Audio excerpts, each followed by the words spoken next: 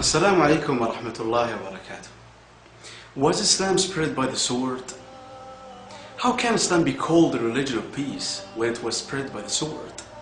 It's a common complaint among some non-Muslims that Islam wouldn't have millions of adherents all over the world if it hadn't been spread by the use of force. I have some logical and reasonable points that will make it clear. Islam means peace. Islam comes from the root word salam.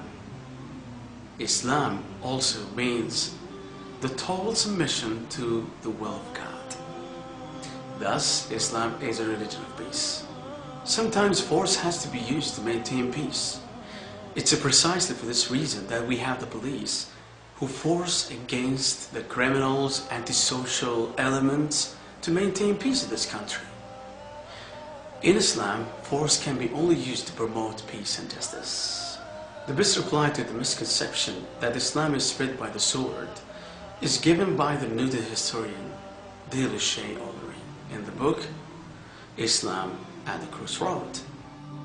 History makes it clear, however, that the legend fanatical Muslims sweeping through the world and forcing Islam at the point of the sword upon conquered races is one of the most fantastically absurd myths that historians have ever repeated. Muslims ruled Spain for about 80 years. The Muslims in Spain never used the sword to force the people to convert to Islam. Later, the Christian Crusaders came to Spain and wiped out the Muslims.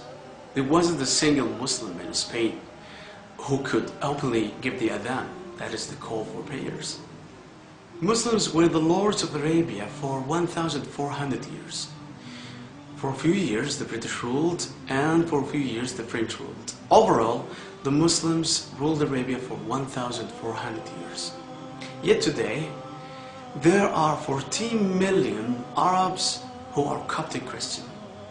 If Muslims had used the sword, there wouldn't have been a single Arab who would have remained Christian. The Muslims ruled India for about 1,000 years.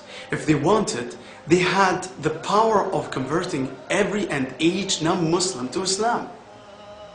Today, more than 80% of the population of India are non-Muslims, and they are bearing witness that Islam is not spread by the sword.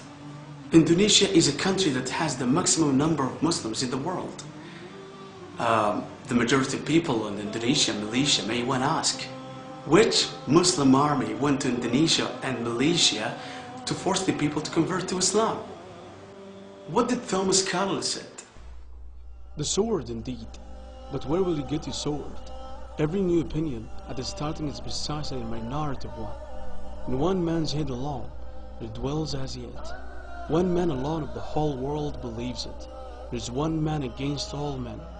That he takes a sword and tries to propagate with that will do little for him. You must get your sword. On the whole, the thing will propagate itself as it can. Let me tell you what kind of sword this. It's not the sword you know.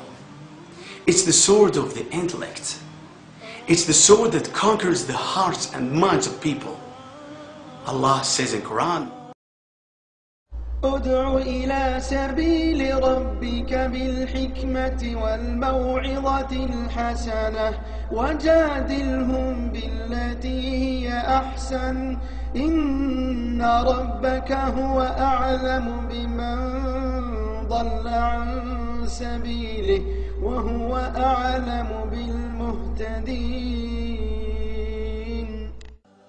Islam is the fastest growing religion in America and Europe. Which sword is forcing people in the West to accept Islam in large numbers? Let's see what the Dr. Joseph said. People who worry that nuclear weapon will one day fall in the hands of the Arabs fail to realize that Islamic bomb has been dropped already. It fell the day Muhammad was born. I want you to have a look at the statistics of non-Muslims who are converting to Islam every day. Are they converted to Islam by the sword, or are they using their hearts and minds? See you later.